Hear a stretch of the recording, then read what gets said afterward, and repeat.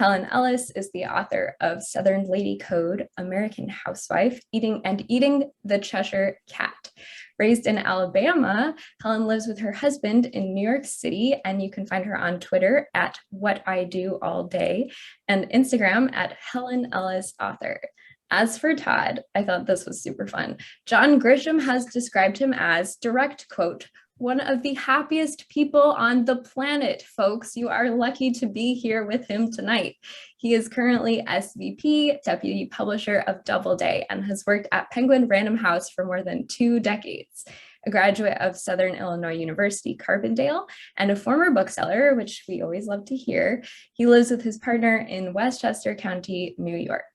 Called The Ultimate Compendium of Joy by Kevin Kwan, Little Pieces of Hope is a beautiful keepsake full of gorgeous illustrations that brims with the pleasure of life, inspiring readers to look for and celebrate the good things that surround us.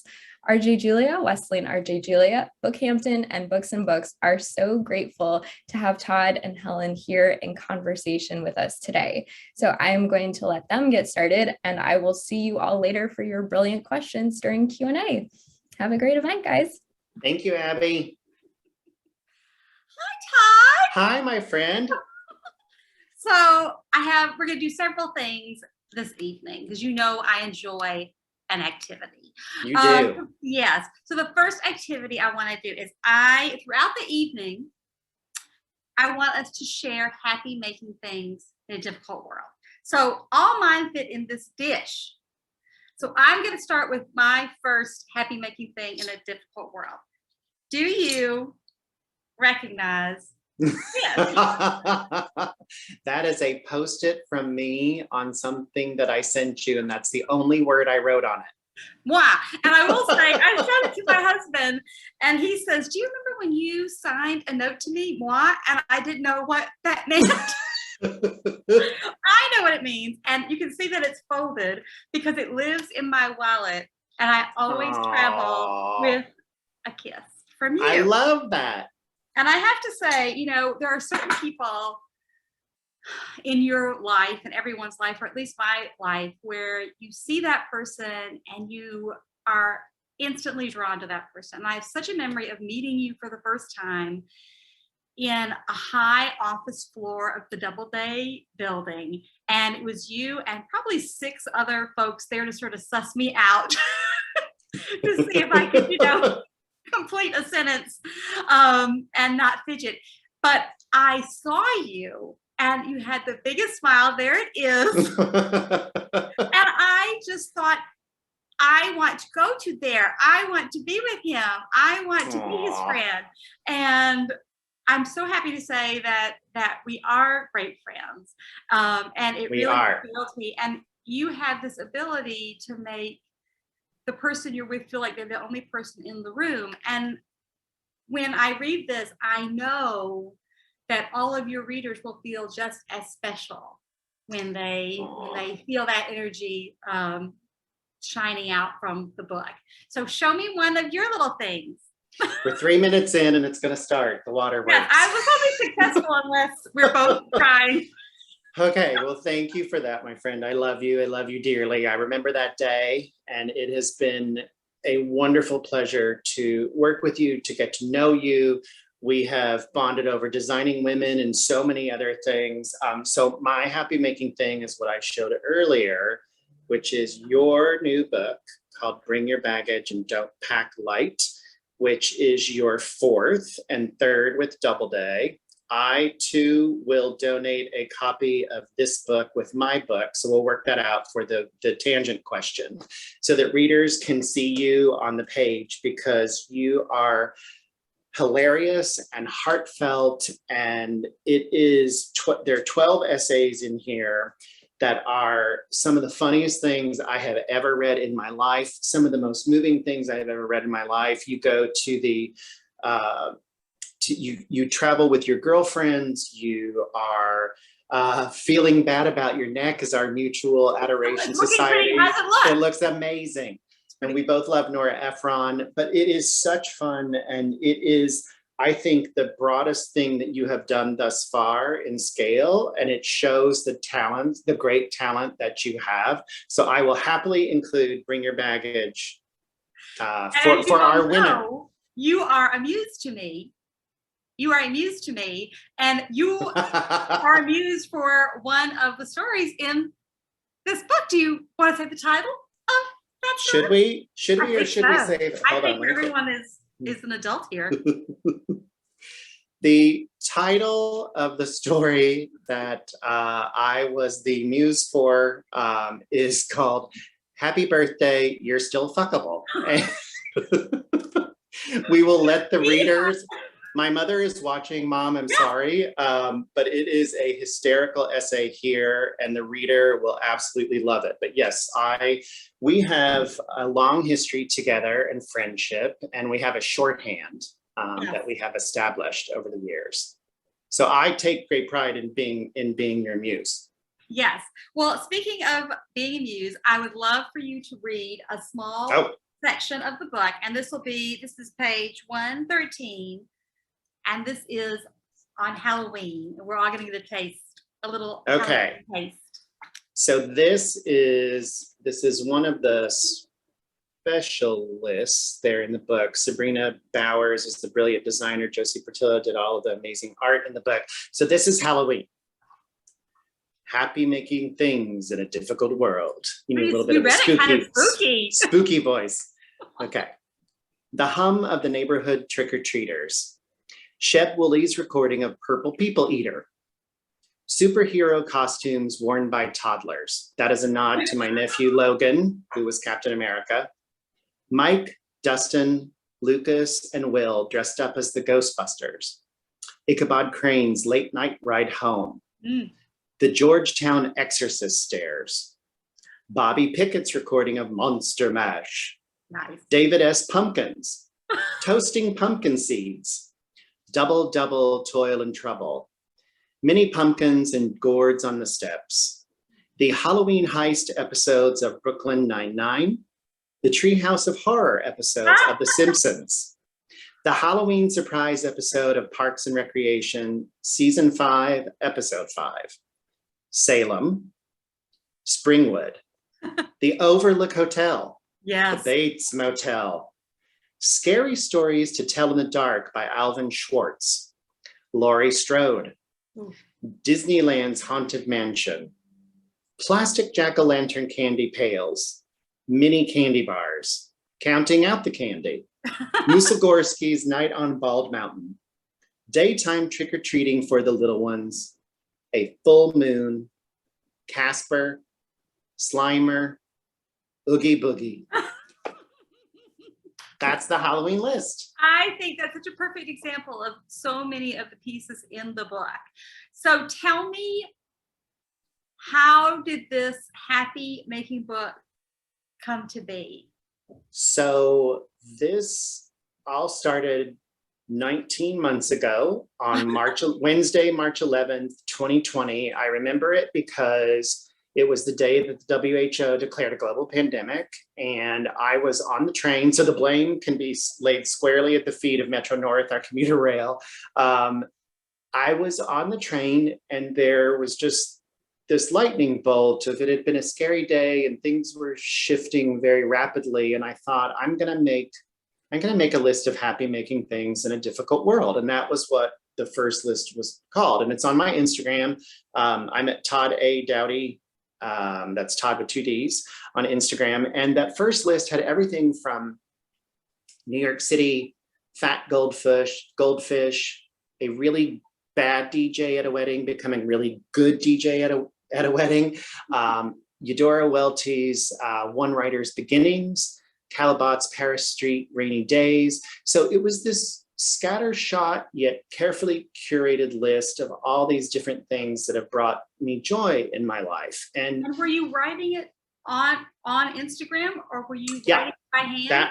That first one I typed directly into Instagram on my phone. And then what happened was a lot of family and friends, you included, started commenting, and people added their own things. And it was such a great way to have a dialogue with folks. And then I noticed a couple of strangers had put in their own happy making things as well. So I thought the next day, well, I'll keep going. And so I sat down and did another list, and then I just kept going and going and going. And then by just the miracle that has happened in my life, this is now a full book. There's Meg Letter is my brilliant editor and North Star extraordinaire. You We're are gonna my back that up. We're gonna back this up. Oh, okay. You go. Get up. Back it up. Back it up. Because you didn't just sit ass backwards into this book. Tell me, when did you realize you were writing a book? Well, so that first, I guess I went for like a month and a half, 2 months. You were a friend who said to me, I think there's something here. I think there's something. I told you. You know you're writing a book. Yeah, you said it. And it was kind of like, it was you, Kristen Cochran, who's the CEO of Penguin Random House Canada, called me and said, you have a book here. This could be a book. But, again, that was really never the initial goal. Like mine was just, things are kind of scary. So I just want to think about books and paintings and TV shows and feelings and memories and kind of jot them all down in one place. Because I think that we all, of course, experience times in life that are either a regular bad day or a difficult time. It doesn't have to be, this unprecedented global pandemic that we have been through.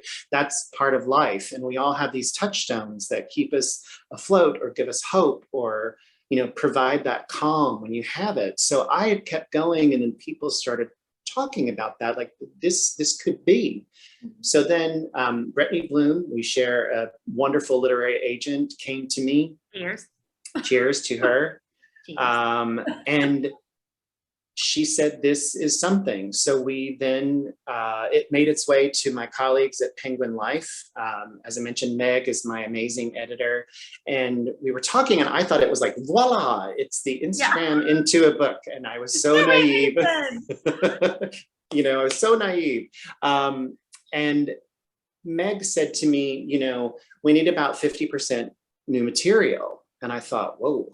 How many days did you have at this point? How many lists did you have at this point? I think at that point I had gone, if I remember correctly, was the end of July. So we're talking like 4 months, and I pretty much did them every day.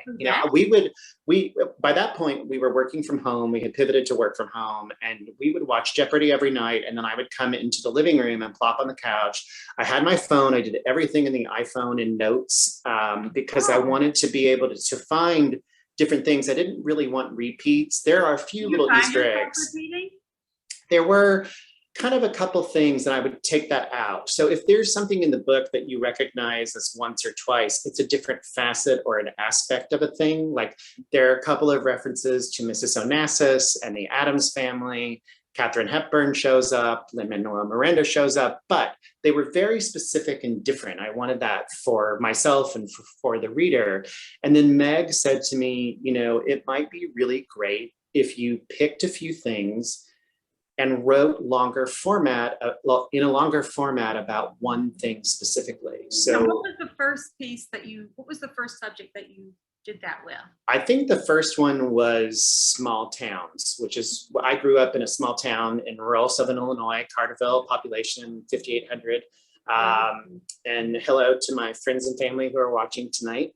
And I think that was the first one. And then I made a little list of things, I brought a show and tell for you. Oh, goody. So next one.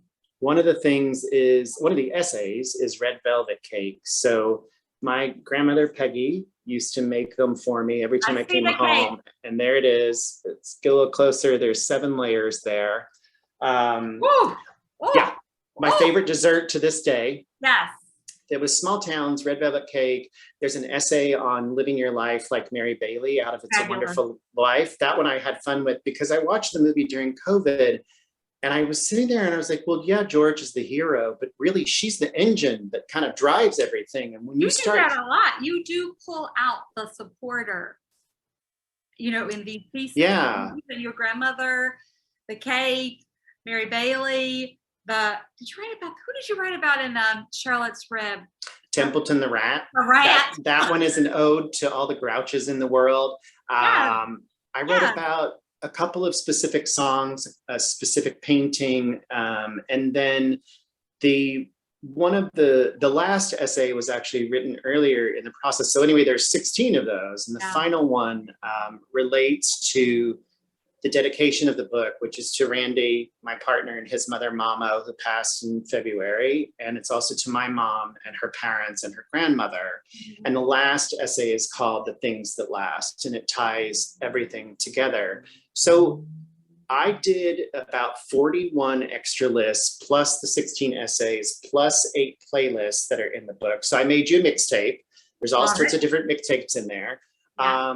Which can be found on Spotify, right? Is it on? Yes. Yes. Yeah. Which I listen to and love. Yes. The Penguin folks, Molly Fessenden is the marketing director, and she's amazing. And she created a Penguin playlist based on the book. And then I have the 8 playlists on my Spotify. So, after everything was kind of compiled together, what Meg and I did, I just posted a photo of this the other day. I took the physical manuscript and I tabbed all the different parts. I tabbed everything, an essay, a playlist, a new list, an old list.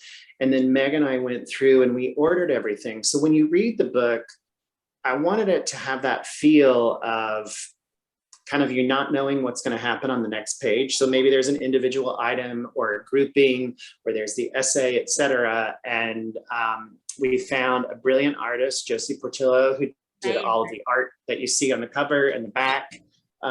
She's incredible, and she did about 30 original pieces. So we worked with Josie to kind of handpick everything we wanted to be drawn. Yes, there's the Schitt's Creek wedding of Patrick and David, and the deli counter tab. So there's art throughout. And there we have our callback. There you go. See, so there's an Easter egg, but it had to be different. Yeah. That was kind of the. Call that a tag. You tag. Okay, that's it. All right, now I'll know now. And then we had this wonderful designer, Sabrina Bowers at Penguin, actually designed the look of the book. And when we were talking about it, I said, the lists are zigzag, but they're kind of connected. And so I just see different fonts, and maybe some are in bold, and maybe some are different, and maybe some are big on the page and some are smaller, but I just wanted it to be that sense of joy that you get from the lists themselves to also be the experience of reading it. And that's all I said. And Sabrina and Josie worked their magic. The book is gorgeous. It's so well put together. I'm so proud of it. How did you find Josie? How did you find the illustrator? Meg found Josie, I believe on Instagram, if I remember correctly. Oh. Yeah. So, and the cover went through a couple of iterations, but it came very, very fast. Oh, I love it so much because it has all the. It's got that happy yellow. Happy yellow. So it was really, the funny thing is, you and I have talked about this a little bit. Like, I've never done anything like this before. I've always been on the other side of the publishing. Tell the people fence. Who you is. I work at Doubleday. I have a hand in marketing, and I oversee the publicity department. I have been a publicist for the past 23 years, including yours. And who are the big folks? Talk about the big folks. I work with John Grisham, Margaret Atwood, Dan Brown, Kevin Kwan, my friend Adria Chajani. I was her first publicist, Chris Bajalian. And it's just been, for a book nerd like me, working with you all has been just this incredible professional life. And to do this and be on the other side of it was crazy, because we're the caboose of the train on the publicity side. We get everything when it's done. That whole book is done. The cover is ready. It is designed. It is ready to go. And we bring it to the wider world through media and the bookstores and bookseller friends. And I can only equate this experience to crafting these lists, and then the book themselves was like taking a toy out of a box every day. and you play with the toy, and the toy makes you happy, and then you put the toy back in the box, and then you go on with life. But for those couple of hours every night, I just sort of went down this rabbit hole of joy. And that's what the whole experience was. And then to bring in all of the amazing folks from Penguin and Josie, I mean, you don't get much really luckier is. than this. I want to pick up on two things you said. Yeah. One is, I think playing with a toy as the act of writing is a really great description. So that's the first thing I want to talk about. So when did you admit to yourself that you are a writer? I think it was when I first saw the full thing together, and it was this stack of paper that had come out of the phone and it became tangible. And that sounds nuts, but you know, on Instagram though, it's like the post and then you're done. And like, if you go scroll through the feed, you can see it all together in the aggregate. But I think it was when I was turning it in about this time last year for the first pass, that it was the first time where I looked at that and thought it. And it, again, the fact that this is a miracle, that this exists is a miracle, and that's not lost on me at all. And it took me a little while to realize, oh, that's what has happened. But the act of that, I've worked with a lot of writers for a long time, and 20-something years, yes. Yeah, I'm old, but I'm still, my gift is I'm always going to be older than you. not by much, but I think that I never understood the importance of that discipline until you're doing it. Like, you go and write every day. I know you do. You go to the library and you find your desk and you write and you do it, and you have a spreadsheet. And I know, yes, I know like that act for you is very important. That's your professional life. And I had never done that before. So it was kind of amazing. Like, it was a great experience. What's so important, I want people who are watching and listening to hear this, because I think there's this myth that you have to become a writer in a certain way. Like, you have to go to school, you have to go to graduate school, you have to get these degrees, you have to go to McDowell. You don't have to do any of that. I personally sort of got my writing life back through Twitter, like through one tweet a day. And how you talk about you getting your writing life, the practice was through Instagram. And how I love that. It makes me think about Rubik's Cube. I like that. Love that idea of, because it is, you do just do a little bit, do this, do this, or like a puzzle where you, especially with your book, because it's so many, every page can stand alone. But then, well, that's a good point, because I think that you can definitely read it from cover to cover straight through, or I started calling it last week, I was thinking about it, and it's really sort of this daily devotional of delight that you can open and jump into a page, and there's your list for the day, or there's your essay for the day, and then you can close it and there's a surprise waiting for you tomorrow, it's a rabbit hole. It really is. It's a rabbit hole of joy. You're Alice, going down the rabbit hole. And and it's also meditative. I think it makes me think of Margaret Rankel's Late Migrations. Like, that's the last book I love that book. About, where you can just read a page. And sometimes the page is, like the Halloween page. And sometimes, the page is just 3 sentences. That's right. But what we haven't even mentioned is the fact that there are not to-do list, I would say, in here, but sort of like, well, I guess you'd say to-do list, like happy to-do lists. Yeah, I started early on, I think it was every Saturday or a weekend day, I think, where I started doing these lists of things you might consider doing today. Yeah. I actually just did one. So the sidebar of that is, throughout all of this, I kept going. Yeah. And it may not be every day, but I did keep going. I just did a post last Friday, and is that right? I did it Thursday, and then I did another things you might consider doing over the weekend. So I kept going because it was really fun. And Ruth Liebman, a legendary colleague Yes. at Penguin Random House, and our friends at BookHampton, Books and Books, and RJ Julia know who I'm talking about. She said to me once that there is a fine line between memory and discovery. Yes. And that was really sort of key to this book, that it can either spark a memory of something that you haven't thought about in a while, or it can lead you down a path of something you haven't experienced, heard, seen, read. Because people will notice, like throughout, there are articles that I read during this time that made their way into the book. Yes. So, you know, I hope that that happens for people. And conversely, I say in the opening, if there's something you don't like, just get out your pen, X through it, and write something that you like. You know, create your own list. Highlight it, and There you go go. back to it. There you go. Because I think about, you know, what I love that you don't do is you don't explain what's on the list. So when you write Julia and Mary Jo and Suzanne and Charlene, well, you know, people just need to figure that out. But I will say that you will always be the Charlene to my Julia. And I wear that banner with pride. And I want to go back to our show and tell. Oh, yes, yes. I'm ready. I really love the idea of playing with that toy every day, doing something that's in practice. And I have friends who are writers who do things that aren't writing every day. Like I personally work the crossword puzzle in the New York Times every day. Do you pen or pencil? I will tell you.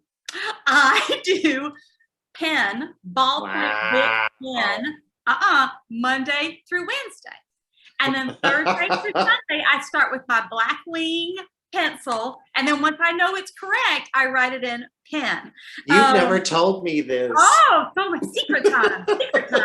And what I think it does for me is it one, it helps with your vocabulary, but two, it gets your brain going and you're less afraid to make a mistake if you write it in pencil. Anyway, so people I know have different practices, and I want to show off an artistic practice of a friend of mine who you have met. We had a fabulous dinner one night down at the Little Owl on a snowy night. My friend Martin Wilson did.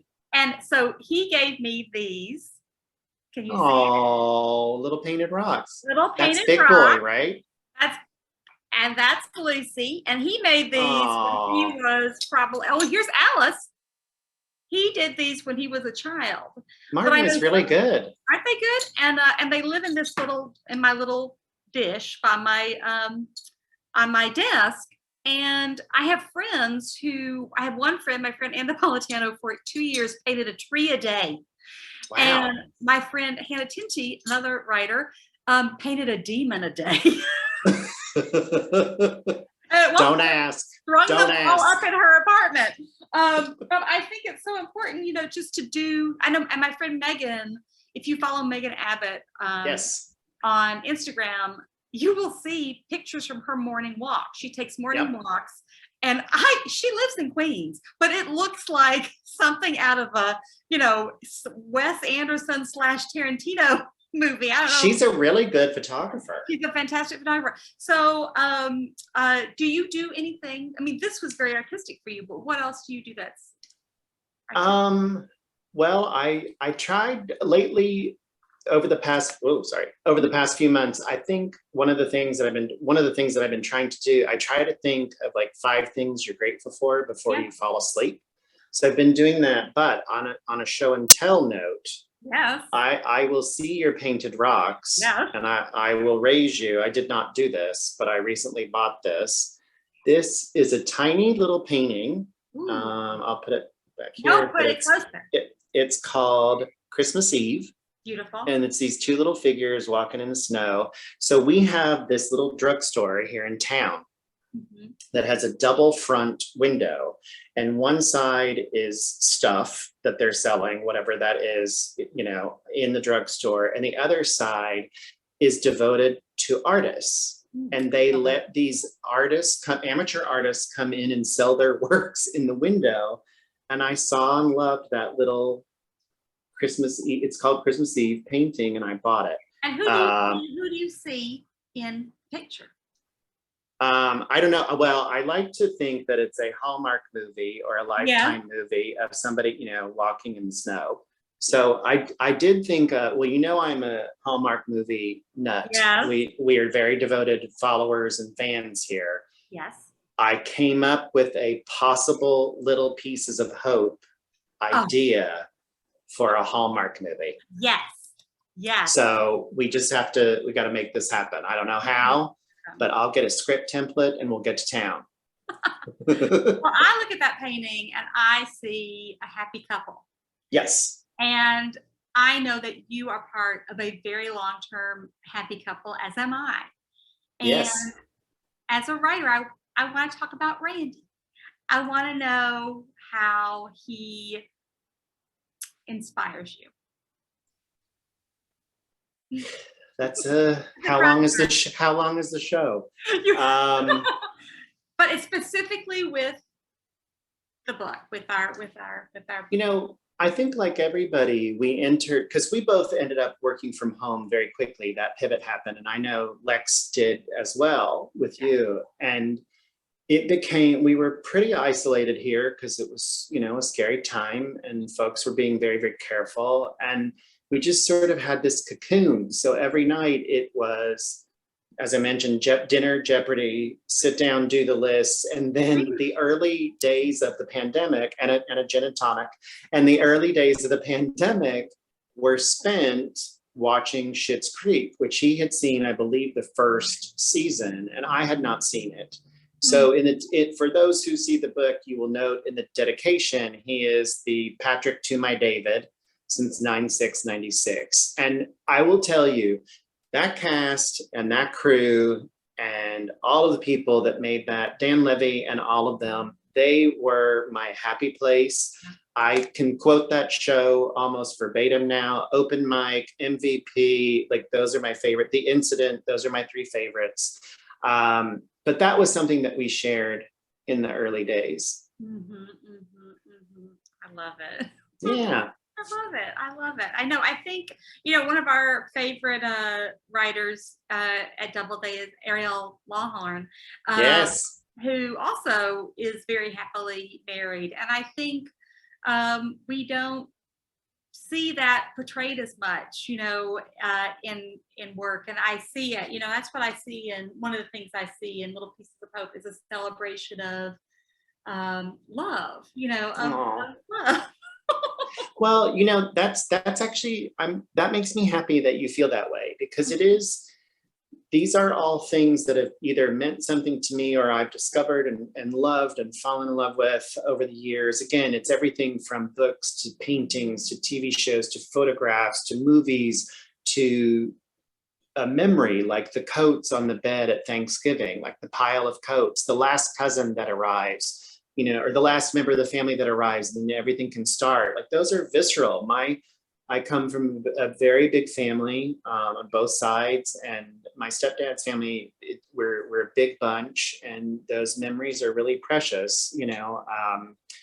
We lost our Mimi, my grandmother, this summer, and she was an incredible human being, and celebrations were had all throughout the year. Family is a touchstone. And to tie it back to that last essay, when you read that, one of the things that I say is love begets more love. And I know that because the book, as I mentioned, is dedicated to my mother, her parents, and her grandmother. And her parents and grandmother all died on the same day in 1960. My grandparents were in a car accident, and when they told my grandmother's mother, she died of a heart attack that day. And I know that love lasts because I've seen it imprinted on me and my sisters. So what you have seen through the course of 248 pages in the book are literally over 3,000 things that have lasted, but I believe that love lasts too. And I know that a lot of the things are physical things. Yes. And would you consider yourself an archivist? I would consider myself a hoarder, but nothing scary and nothing messy. I am a bit of a pack rat. I have saved letters over the years. I've saved every note you've ever given me. I've saved articles I rip out of the paper. There's an article about the friendship. I'm not quoting the title correctly, but by Carl Svazara Anthony, about the friendship between Mrs. Onassis and Lady Bird Johnson. And I've had that thing from, I think it was Smithsonian, for about 30 years. And that made its way into the book. So I've always I've been a magpie collecting things. You know, I have, like, this was another show and tell that I brought for you. So we have, sorry, let me get it here. Let's see, here we go. So this is an antique, there's a special Christmas list and playlist in the book. So there's an antique postcard. I have So yes. this is the handwriting, Merry Christmas 1910 from Uni Doughty, who is my great-grandfather's sister. And so what's the address on it? It doesn't say, but some of them on there, it's just like Route 1. Like it literally just has Helen Ellis, Route 1, and that's it. You know, but I've saved all those. So I'm more of a hoarder, but a proud one. I mean, there's all the books. It's all, or if it's organized. It's not a compulsion. No, I think of your Christmas postcards, because I have some Christmas postcards back in the day that I have, now just brace yourself, I have hole punched and put a little ribbon through, and I hang them on our Christmas tree. That. And my motto has always been, if it fits on the Christmas tree, it's not hoarding. Although I will tell you, this year, we think about There's your new essay title. Hello. Please. You don't even know. I get muse, but with the pandemic and with, little pieces of joy, and we've all been in our homes for so long, and you really look around at what brings you happiness. And I'm a lady who puts the Christmas tree up, and it is a fake Christmas tree, as gold as a stripper's thong. And it goes up on Thanksgiving Day, and it comes down on the day after New Year's. And your Christmas tree was in the New York Times, by the way. That was the white one that began to yellow like an old Santa's beard at a mall. So it was replaced with the gold one. But this year, during the pandemic last year, I swore that we have 4 rooms in this apartment, but we were going to become a 2 Christmas tree household. Ooh. And so there is a new Christmas tree in the basement, and it's bubblegum pink. So I can't wait to see it. So I've already started to get some more ornaments. Well, but to that point, like during this time, I think it caused us all, as does any time of hardship. Again, it can be just a one-off day or a tough time. I began to notice things around me differently. And I think we all started to pay attention to what mattered to us. Yeah. And that is one thing that has stuck with me through all of this, really, truly, like looking at things in a different way. I will show you my next show and tell item. Yes. Is my mood ring. Ooh, I love it. From a girlfriend. What does green mean? I lost the chart. Oh. We'll say happy.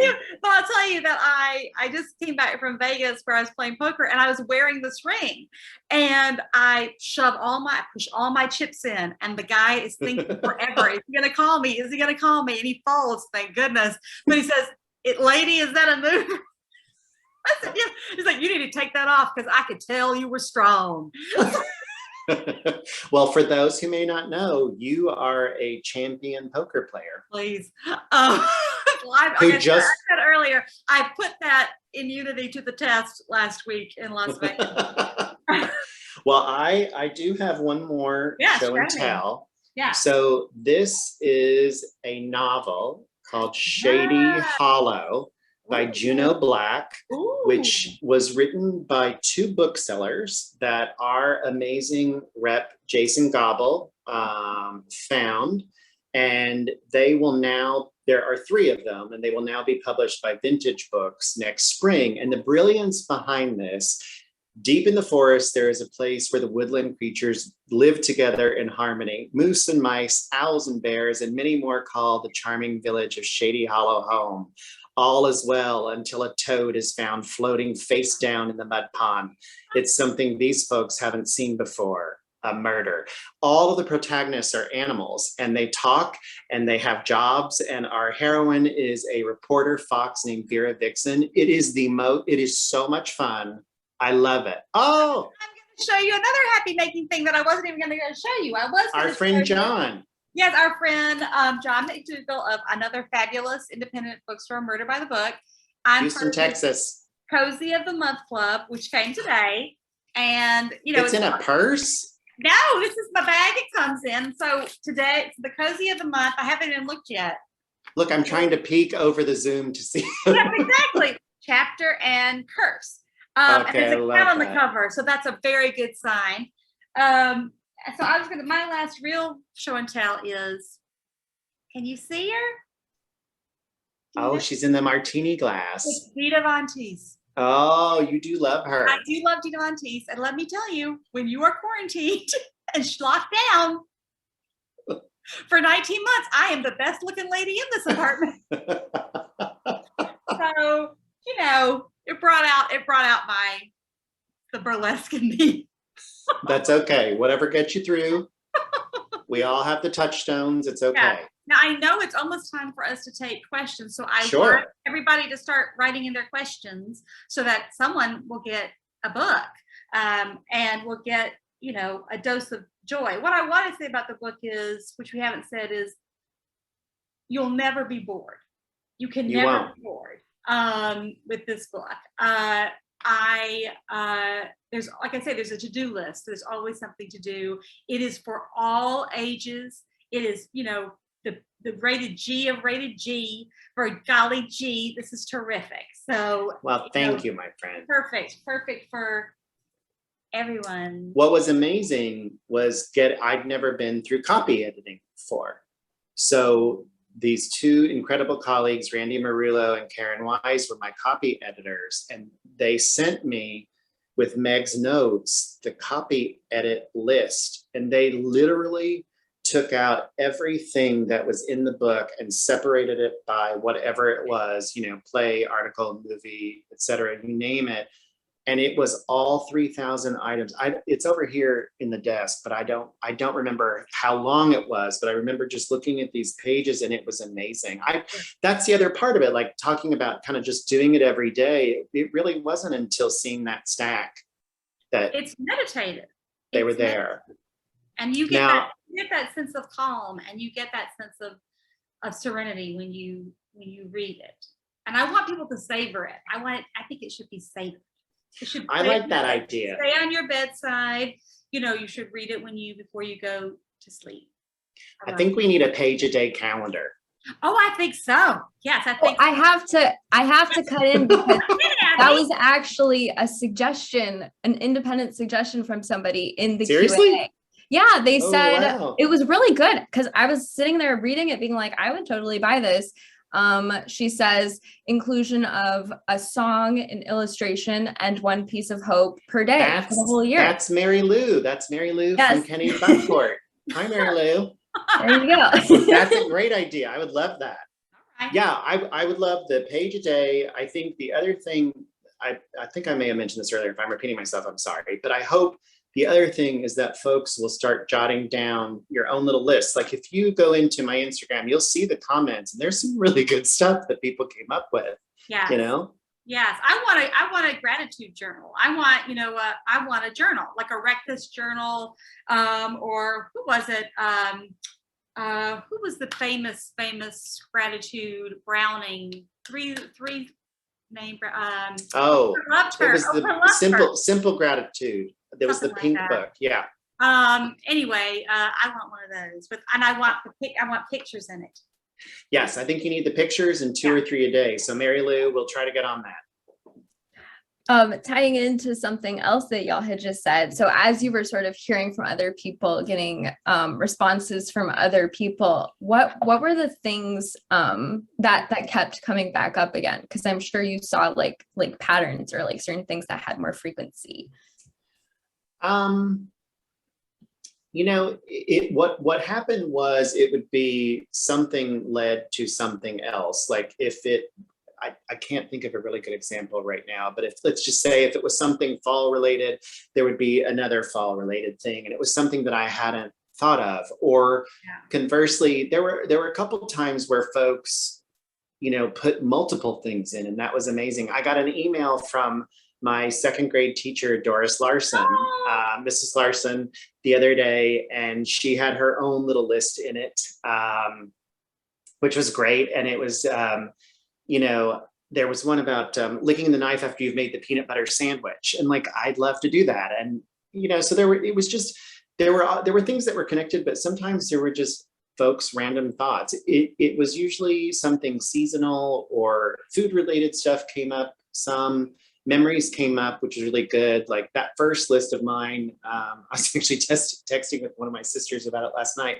Sticking your foot out from under the cover so that you can get a bit of cool air. That's in the first list, things like that. See, I don't do that because I was raised in Alabama. I was raised in Alabama by generations of Southerners, and was told that if you let your foot hang out, then the devil will reach up and grab it. Oh, that's so dark. I don't do that. Well, happy Halloween, I guess. They can't, though. Oh. They can beat that. So we have to mention this. Martin is actually here tonight, the painter of the rocks in question, and he just wants to say he does not deserve credit for the rocks. His mom painted them. But bless you for thinking that he had artistic talent as a child, much less now, he says, smiley face. And Margaret Wilson. He is very happy to give you joy, and we need to give some to Todd. So I would love that. So thank you for that, Martin. He cannot let his mother not get credit as Alabama mama. I will tell you another thing about Martin's mother. Martin's mother is a petite, real genteel Southern lady. And when I was in the 10th grade, she and a bunch of other, parents threw this huge Halloween party. Oh my God. I went as Sleeping Beauty in one of those flannel floral nightgowns, but everybody thought I was Wee Willie Winkle. But Martin's mother, I can see her as if it was yesterday, was in a mechanics onesie. It's not called a onesie. Overalls? Jumper, with a full vicious Wolfman mask. Whoa. Yes, and no one knew that this gentle lady was in it. Yeah, so well, his mama's Halloween, got some funk. letting that other side out, Well, shout out to Martin's mom. Here is another question that I think we can actually pair with one that I had. So one of our attendees is hoping to see more of the inside of the book. And I was wondering, do y'all have like a favorite page, or maybe like several favorite? Yes. There's so many like pretty little illustrations. So. Yes, they're fabulous. You go first, Helen. I know. Okay. Well, I enjoy. Which I literally just turned to that. Which these are the Thanksgiving Day parade floats, and I think that might have been one of the first ones that I noticed, because on Instagram you post them with the picture because you yourself are a fabulous photographer, and it was a picture of one of the floats. Was it a dinosaur? What was it? What was the float that you took a picture of? There was a dinosaur float. Yeah. It was from a couple of. I usually go up on the Wednesday before that and see them. This one is one of Josie's that I love, which is the dinosaur falling apart at the end of Bringing Up Baby. There's Katharine Hepburn. Look at there's the light bright. The light brights, right? Which I love. Light bright. Here's how we separated out some of the individuals. Yes. The bookmark from your childhood. The Jiffy Pop. I love Jiffy Pop. There's one in here where I can't find it. Let me look. I love, of course, a cassette tape. Yes, I love that. Had many a mixtape. I still have. I'm, as you well know, I am not a keeper of things, but I do still have some mixtapes. Your cassettes. But No cassette player. Oh. That is Margaret Atwood's Twitter right Oh. there, drawing. Oh, So there's another half page. yes. So Oh, and of it's course, highly, here's our favorite. there he is in the sweater. And look at this fabulous drawing of our darling author. I was just happy I look skinny. You are. Here's one of my favorites. This is one of my favorites. The fact that the melting of the Wicked Witch of the West is never explained yet quickly accepted. And the peeps. And the peeps.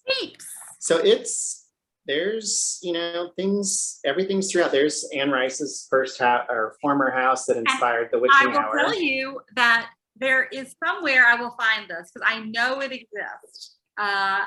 I took a first trip with my husband when we were 25. We go to New Orleans, and the first place I drug him to was Anne Rice's house. And there is a picture of me scaling her fence. I probably would have done the same thing. I love those books. Witching Hour, there's an essay called On Summer Reading, and I remember being in college with that doorstop of a novel, and in the smack dab in the middle of it is the history of the Talamasca, which is the agency investigating the Mayfair family.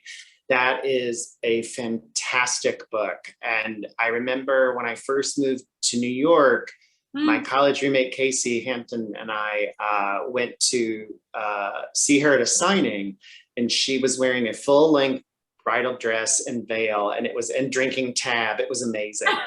See, and this is how this book works.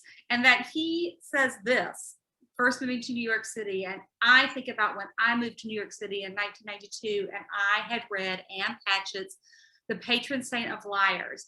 And I moved with that book. So I always think of her with me.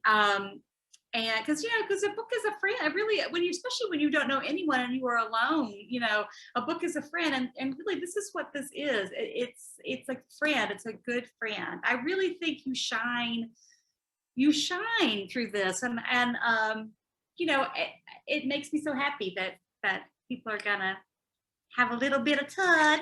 Well, you're very sweet. And I'll tell you what was really interesting the other day.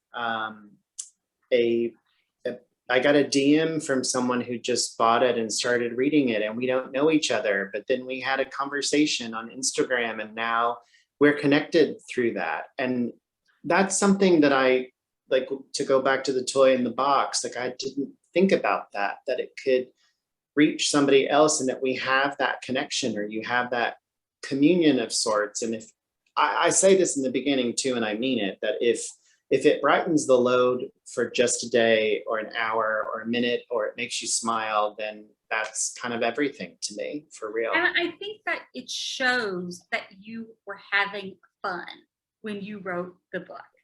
I'm going to really keep that toy metaphor. Is metaphor the right word? I think that it really shows. It feels fun. Well, thank you. And I know personally from watching the whole progress that it was a joyous experience, because not everyone has that experience when they write, and it shows. Well, thank you. A lot of times that shows. It was, and even now, still doing the list, like there's always something new, or there, like we were in the car the other day and a song came on and I screenshot it, and so that it could make it into the next list. It was what I put in the other day. It was Gotham City. It was on the jazz station, and I'd never heard it before, and I loved it. So that was really, it's been a wonderful experience, and this has been so wonderful. And the one thing that I will add, that I know you feel strongly, my friend, is the gratitude to places like RJ Julia and Books and Books and BookHampton, because I think that bookstores are the engine of a community, and they bring people together and they share ideas together. You should support your indie bookstores. You should support them any way that you can. And I don't just mean my own book or Helen's, I'm saying just for yourself, your kids. Our mutual friend the other day, Adri Trajani, said something, and she said, remember the first time somebody handed you the book. And you can go to your local indie, whether it's Madison, Connecticut, or the Hamptons or Miami, and you can pick up a book and you can change somebody's life tomorrow by giving it to them. So never underestimate the power that a book can be, a door, a mirror, a portal, and you can find them at stores like this. I never thought I would do something like this in my life, and I am so grateful and happy to be Are you having here. fun? Are you having fun? And just I'll tell you, another great thing about this is it's a point of reference. So there are so many books listed, in here that you think, oh, I remember this, or oh, I haven't read that. So really, it's what's the word? Is porthole the right word, or portal? What's on the top of a whale's head? Whatever the opposite of that is. Blowhole? That's what this is. There you go. Oh, well, usually it's my responsibility to sort of bring things to a gentle close and wrap everything up in a nice bow. But I feel like you two just did that for me so beautifully. I mean, I don't know what more to say. We have to pick a winner. I need to be yes. So what we will do is reach out to that person via email. Yes. All right. So Todd, I'm trying to think of, I almost said it. What was the best question? So I can't give it to Martin. I know Martin. So I can't, I'll buy another copy. I liked, so what set us on a good tangent? Here's a good one that relates from Patty Young. It says, so the last page of the book is a quote from Cicely Tyson in the New York Times, September 26, 2013. "Bless you, my angel, and pace yourself." And Patty asks, what does that mean to you? And, I love that quote. Well, I love Cicely Tyson as an actress and think she was an amazing human being. And her autobiography is fantastic. And I don't know why that quote just jumped out to me and stuck to me, because I feel like it's almost sort of a blessing that she's giving, or she was giving to the reporter when she was talking to them. And I just love that the juxtaposition of that, pace yourself, of like, be careful, take care of yourself, take care of the world around you. Life is long, and writing can be long. And I go back to playing with that toy 2 hours a day. You wrote a book, with 2 hours a day. I think people, again, writers can think it's all or nothing. It's, you have to quit your job or only do that. And it really is just a matter of 2 hours a day, 15 minutes a day. And talking about tangents, I have a Cicely Tyson moment to share. I was sitting at NARS, beauty store on the Upper East Side, having my eyebrows plucked. And Cicely Tyson came in from the hotel next door, sits in a chair, and various people in the store were saying, "Cicely, Cicely, Cicely." And my friend Yoli, who was plucking my eyebrows, said, "Miss Tyson, Miss Tyson?" And she said, "Yes, yes." So she didn't even respond to that lack of respect. She, call me Mrs. Tyson. So I think that's the winner. I think that Patty has won. Patty Young won. Patty Young won. I think that's pretty good. Pretty good tangent. We'll send you both books, Patty. Yes. So Patty, you can either reach out through the chat if there's time, or we'll contact you by email. Either way, we'll get these to you. No worries. And everyone, don't forget that Little Pieces of Hope is available from R.J. Julia, Wesleyan R.J. Julia, BookHampton, and Books and Books. And again, we do have a limited number of signed book plates, so make sure you get your order in ASAP. Someone is asking if it makes a good holiday gift. I think if you buy 10 of them, give them to everybody you know. They're Put wonderful. it in a pumpkin. So, absolutely. Put it in a pumpkin, put it in a stocking, put it in the cornucopia at Thanksgiving. All right. That works. Well, that is about it from me. So I don't know if either of you have a little piece of hope to close us out before we end tonight. Just to say thank you to Abby, and thank you to my dear friend Helen for this wonderful night, and for everybody who joined us tonight to watch and listen. And happy reading. Happy reading. And a red Solo cup. Cheers. Cheers.